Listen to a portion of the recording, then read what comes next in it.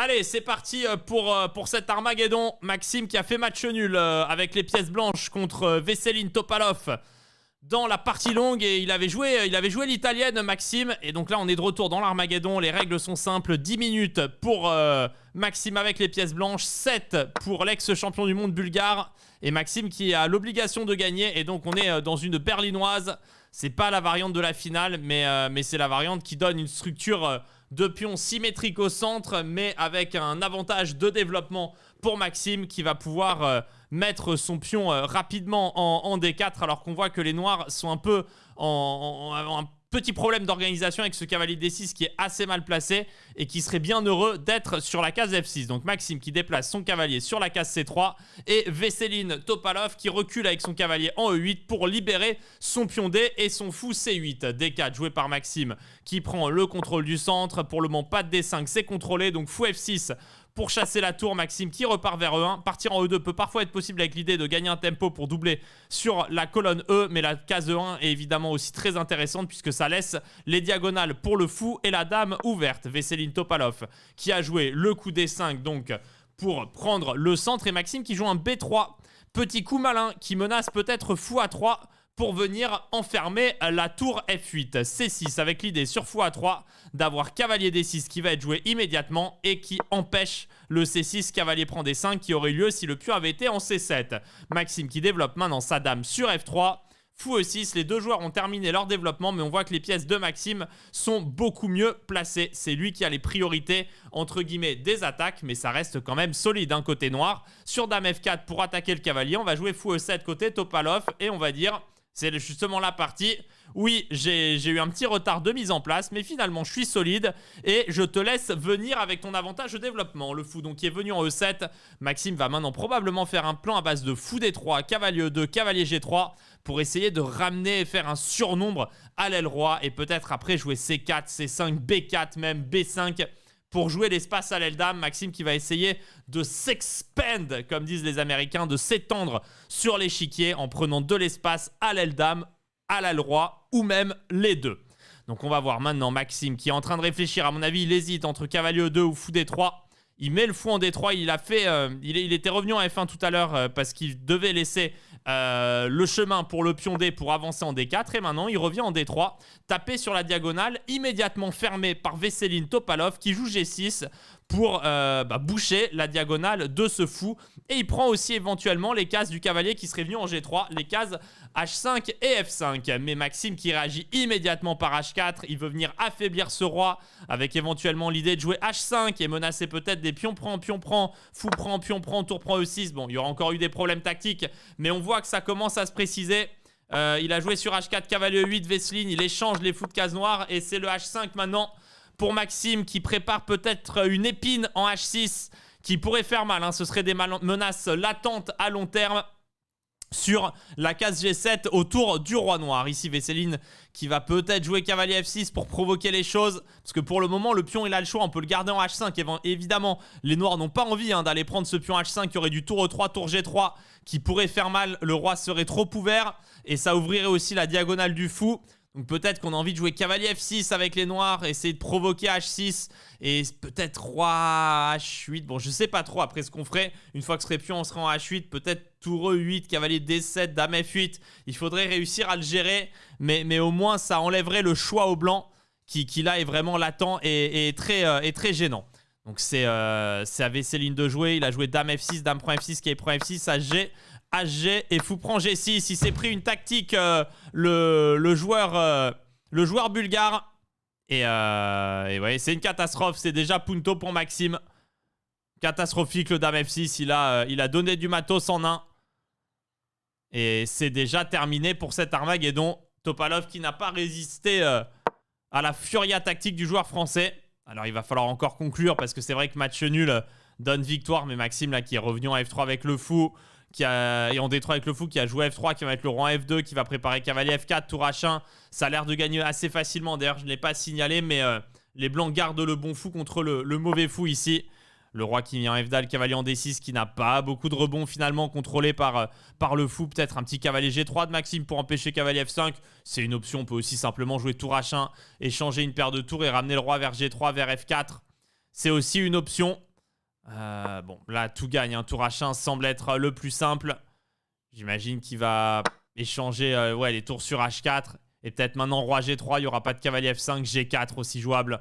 Contrôle la case F5, ce cavalier qui n'a pas vraiment d'avenir. Le roi qui va venir en G3, le cavalier en F4, pion H5, la tour en E1. Sur tour H2, roi G3, on vire tout de suite la tour de cette deuxième rangée. Et ouais, le Topalov là qui a pas pu résister à la pression du joueur français. Et ça va faire, je crois, la 17e ou 18e victoire sur 19 parties avec les Blancs dans ces Armageddon. Ouais. Le déficit de 3 minutes semble trop conséquent. Et ça semble difficile à jouer maintenant. Le cavalier qui va venir en F4. La tour en E1. Le cavalier en H5. Le cavalier en F6. Ma foi, ça a l'air de bien se passer pour Maxime.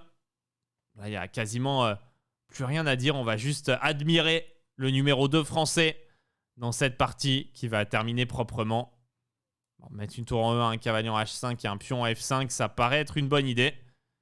Prendre de l'espace, hein, toujours le roi pourra venir en F4. Les noirs sont complètement acculés. Et on aurait pu choisir un autre mot ici. Mais nous sommes des personnes bien élevées. Et on ne se risquerait pas à un jeu de mots avec Vesseline. Ce serait quand même un petit peu de mauvais goût. Donc là, on imagine tour E1, cavalier H5, cavalier F6, F4, F5. Elle semble vraiment facile. Elle passe en douceur cette partie. Difficile de voir Vesseline la défendre. Ouais. Il y a aussi du A4 pour A5. On pourrait commencer. Ça empêcherait cavalier B5, mais c'est pas obligatoire. Et tour E1 joué par Maxime. Prépare peut-être tour E7 aussi. Tour E8, ça échangerait une pièce de plus. C'est peut-être le meilleur coup d'ailleurs, tour E8. Mais Maxime, en fait, sur tour E8, il va même pas échanger. Et je pense qu'il part en H1. Et sur tour H8, peut-être il échange à ce moment-là pour encore décaler le roi d'une case. Il a fait roi F8 pour tenir. C4 pour Maxime qui part. Ça échange. Tour G8. Un coup d'épée dans l'eau, mais un coup d'épée quand même. Est-ce qu'il va pas jouer un cavalier H5? Il joue C5. Ouais, c'est vrai que sur cavalier F5, fou prend. Cet échange semble vraiment en faveur de Maxime. Le cavalier est tellement dominateur. Ça a échangé une fois. Cavalier F5, prise, prise. Et après, on va tenter de décaler la tour sur la 7e pour terminer cette partie. Donc, Vesseline qui va jouer, à mon avis, cavalier B7. Mais bon, on va faire tour E5 avec Maxime. C'est ce qu'il joue. Évidemment, on protège le pion et augmente encore la pression. Sur un coup comme F6, on pourra à minima partir en H5. Il y a beaucoup de solutions à chaque fois. Un fou A6 qui peut partir. Fou A6 qui forcerait cavalier D8. Peut-être qu'il va jouer tour H8 avec les noirs pour tenter de passer par derrière. Ça pourrait être malin. Mon tour H8, peut-être qu'il va juste se prendre un stop avec cavalier H5. Et qui va complètement bloquer l'entrée de la tour. Il s'est rendu la vie simple, Maxime. De par cette petite faute tactique de Vesseline. Donc il joue F6. Ah, il veut peut-être tour H5, tour G5. Mais bon, tour H8 probablement. Qui fait mal.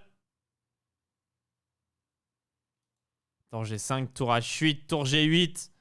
Et Topalov qui essaye encore de se débattre. Alors sur tour H8, tour G8, à noter qu'on peut toujours échanger les tours, décaler le fou et faire cavalier D3. Hein, puisque à partir de D3, le cavalier défendrait. Donc tour H8. Sur roi G7, il y a tour H7, tour prend D7. Ça, c'est facile. Roi E7, j'ai même pas envie d'analyser. Tour G8, c'est le coup, c'est sûr. Il peut tour H7, tour G7, cavalier G6. Roi ici. Bon, il est vraiment pas loin de la terminer. Marrant de ne pas réussir à faire marcher une combinaison vraiment pour forcer l'abandon. Peut-être un simple tour H6 hein, pour troquer C5 contre F6 et aller jouer les duos puntos passés. Ça peut être une manière. Ça peut être une manière. Il fait tour H6. Ça paraît logique. Il va devoir jouer roi E7. Fou C4. Ça va se préciser. Ça va se préciser pour Maxime. Pas de stress. C'est la Hesse pour Topalov. Ouais, maintenant, le fou qui va venir en C4. Il va jouer tour G7, j'imagine. Et peut-être tour H5 le retour, mais fou E8. Ouais, c'est pas... Enfin, c'est gagnant, hein, mais on n'arrive pas à mettre l'uppercut final. On réussit pas à mettre l'uppercut final pour le moment. Ça continue à résister. Topalov qui prouve qu'il existe dans ce tournoi en mettant quelques petits barbelés. Mais tour G7, c'est cavalier H5. Et cavalier prend F6, qui tue. Tour G7, cavalier H5, tour bouge, cavalier prend F6. Donc il va devoir jouer tour E8. Et maintenant peut-être cavalier H5 quand même en réalité. Il fera encore tour F8. Bon, peut-être juste tour H5 alors. Bon, tous les coups gagnent, hein. Il n'y a pas de risque. Il n'y a pas vraiment d'erreur à commettre ici. Il joue tour H7, échec, roi D8, cavalier H5, sûrement dans cet ordre-là. Non, il le fait avec tour F7. Oui, c'est très bien aussi, hein. Il va faire tour prend F6. Cavalier prend C5, tour prend F6 et envoyer le pion G. Oh que oui, il fait mal le pion G. Il va toucher le point culminant, G6, G8 de la position. Tour E3, un petit coup de marlou, hein. Menace cavalier E4, échec. Mais ça va être paré par un simple roi F2. Même G5 pourrait fonctionner en reprenant du pion, mais on va pas tenter le diable. Avec l'idée de faire cavalier G6, F7, F8, mais bon. Ça doit pas suffire. Les noirs pourraient peut-être sacrifier.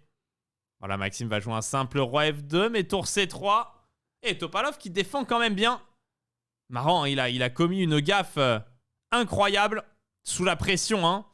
Il a commis une grosse gaffe et depuis, il réalise quand même une belle défense. Maxime qui a plus que 3,30 contre une 0,5. Bon, il a toujours 2,20 d'avance et la position est toujours gagnante. On va pas dire qu'il se fait peur, mais sa vie aurait pu être un peu plus facile si Topalov n'avait pas aussi bien défendu. Bon, Maxime là sur tour C3 qui a mis le fou en G8. Et ça va enchaîner avec G5, G6, G7.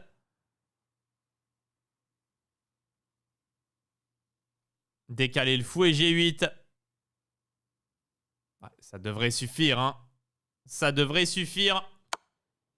Tour C2, le pion A2 est protégé, donc même pas de problème ici. Roi G3, tour C3. Malin, il remenace cavalier E4, échec. Il va pas nous lâcher la grappe, Topalov. Et fou H7 de Maxime, sympa fou H7. Contrôle la seule menace de l'adversaire. Ah, mais il va faire encore roi E7. Non, il fait tour A3. Je pensais qu'il allait décaler le roi et revenir. Donc G5 qui part. A5. Toujours pas de G6 à cause de cavalier E4. Fou B1 qui défend le pion A2. Qui protège la case D3, E4 pardon, maintenant par devant. Et du coup qui va préparer G6, G7. Roi E7, cavalier G6. Le cavalier qui va se décaler probablement en E5. Le pion C6 va être attaqué. Et Maxime va enfin pouvoir envoyer ce pion à dame. On ne demande que ça. Depuis maintenant une trentaine de coups. Ouais, le cavalier qui va venir en E5 là j'imagine. Ouais, fou E8. Il défend encore, hein. Il veut pas nous lâcher la grappe. Maxime qui va peut-être encaisser le pion C6 quand même maintenant. Histoire d'éliminer ce pion passé une bonne fois pour toutes. Et envoyer ce pion G. Non, il pousse directement G6, il en a marre, il veut plus que ça dure. Et c'est vrai que sur fou prend G6, tour prend G6, ça va faire une pièce et le pion C6 va tomber derrière. Ça doit en être fini des espoirs de Vesseline. Et ça y est, c'est gagné pour Maxime. Une victoire assez facile finalement dans l'Armageddon, mais dans une partie qui a duré plus longtemps qu'on ne pouvait le penser. Et Dame F6, c'était vraiment une grosse gaffe, hein. Il a raté cette combinaison. Et du coup, il a donné le fou en 1. Enfin, le pion en 1.